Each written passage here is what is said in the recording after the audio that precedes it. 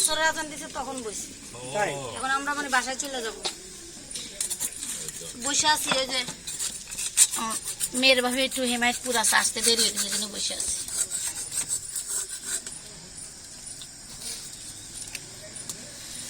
ফুলে না সুপ্রিয় ভিউয়ার, গাঁও গ্রামে এই ধরনের চিতই পিঠা খাওয়া তার যে আনন্দ, আর দেখতে পাচ্ছেন যে হেলমেট পরে আছি, এর কিন্তু রহস্য আছে। কুয়াশা পড়ছে, কুয়াশায় মাথায় কুয়াশা পড়লে ঠান্ডা লেগে যাওয়ার একটা সম্ভাবনা আছে, সেটা থেকে বাঁচার জন্য এই হেলমেট পরা। আর এই যে চুলার সামনে মাটির চুলায় যে চিতই পিঠা খাওয়া অসাধারণ। এই চিতই পিঠা কিন্তু শহরের যে চিতই পিঠা আমরা খাই এটা কিন্তু সেরকম না। এটা কি আপনারা সোডা টোডা দিয়েছেন? কিছু সোডা দেই না, কিন্তু ওই যে কি দিয়েছেন? ভাতের চাল আর এই চাল দুইটা মিল করে দিছি। ভাতের চাল আর কি চাল? আর আতপ চাল। আতপ চাল দুইটা মিক্স করছেন। দুইটা মিক্স করলে পিঠাটা নরম হয়। এটা গুঁড়া করছেন কিভাবে? মেশিনে গুঁড়া করা। হাতে তো এত চাল গুঁড়া করা সম্ভব। এখানে মেশিন আছে বাজারে ব্রিজ থেকে নামিয়ে গেছি। ও ডান পাশে একটা কি চাপটির মতো বানাই দিতে পারবেন? না, চাপটি এটা হবে না, কারণ চাপটি খোলা লাগবে সমান। মেলা মেলা লাগবে, একটু চওড়া লাগে। হ্যাঁ, না এটা অল্প একটু দিয়ে ঘুরাইলে হবে না? না না হবে না, তোর ওইটা চওড়া লাগবে। চড়া লাগে না? আর চাপটির জন্য ইয়াটা গুড়িটাও অন্যভাবে তৈরি করতে হবে। তো দর্শক, উনি যে মানে গ্রাম বাংলার বিশারদ হচ্ছে পল্টু, উনি খুব ভালো বোঝে। উনি নিচে কেন? উনি নিচে, কারণ উনি গ্রাম বাংলার মতোই বসেছে আর কি। শহরে এরকম চেয়ার বা চেয়ারে বসে নেই, চেয়ারে বসেন নাই, চুলার পাড়ে বসে চুলার পাড়ে বসছেন।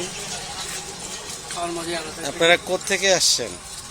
আমরা তো আসছি মোহাম্মদপুর থেকে, মোহাম্মদপুর থেকে, মিরপুর থেকে, আমি আসছি হাজারীবাগ থেকে। এখানে আমরা এই জায়গাটা কোথায়? এই জায়গাটা হচ্ছে হযরতপুর গরুহাট নদীর পাড়, ঢাকার জেলা ঢাকা।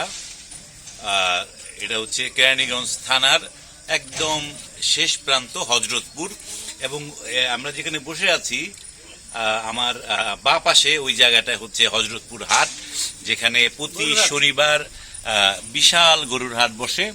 এবং গরুর হাটটা কিন্তু একদম কালীগঙ্গা নদীর তীরে, খুব চমৎকার একটা নদী, সেই নদীর পাড়েই কিন্তু এই গরুর হাট।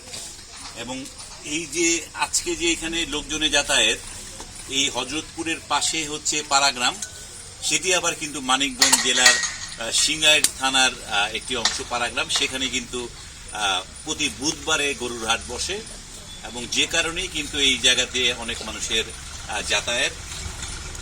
আপনারা কি যে এনে বসছেন কি কারণে? যে মানে যা মানুষ গরুর হাটের লোকজন এই দিকে যাতায়াত করে, এই জন্য নাকি? গরুর হাটের লোকজন যাতায়াত করে, এলাকার মহাজন হাটের লোকজন আছে। আপনি কি প্রতিদিনই বসেন? প্রতিদিনই বসেন। প্রতিদিন আপনারা মানে এরকম মানে কয় কেজি চাল ভাঙানো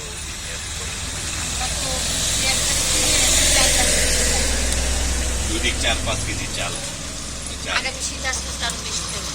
শীতে আরো আসতে শীতের দিনেই বসে। শীত নাই, বর্ষা নাই, গরম নাই, সব দিনে কিন্তু এরকম ভাপা পিঠা নিয়ে বসে। ভাবিটা শুরু করেন না? ভাপা পিঠা আর কয়েকদিন পরে। তো এইগুলো কত করে পিস বিক্রি করছেন? 10 টাকা। আর আপনার ভর্তা কয় পদের করেন আপনারা? 3-4। কি কি? সরিষা বাটা, 3-4। ফিনিশিং নেই। ওকে, ধন্যবাদ ভিউয়ার। আমরা রাতটা কত সময়? হ্যাঁ, এখন আসলে অনেক রাত না, যেহেতু শীতকাল, খুব দ্রুতই সন্ধ্যা হয়ে যায়। এখন 8টার মতো বাজে। 9:13 হ্যাঁ, 9:13 9:13 এবং এই সময়টায় তাদেরও এগুলো বিক্রি প্রায় শেষ পর্যায়ে। আমরা শেষ সময়ে তাদের এই বিরক্ত করলাম বা শেষ সময় তাদের খেলাম। তো যারা ঢাকা শহরের কাছাকাছি এই ধরনের হযরতপুরে আসতে চান বা পাড়াগ্রাম আসতে চান, তারা কিন্তু চলতি পথে এই তাদের কাছ থেকে কিন্তু এই চিতই পিঠা বা ভাপা পিঠা খেয়ে যেতে পারেন, খুবই ভালো লাগবে। ধন্যবাদ আমাদের সাথে থাকার জন্য। আল্লাহ হাফেজ।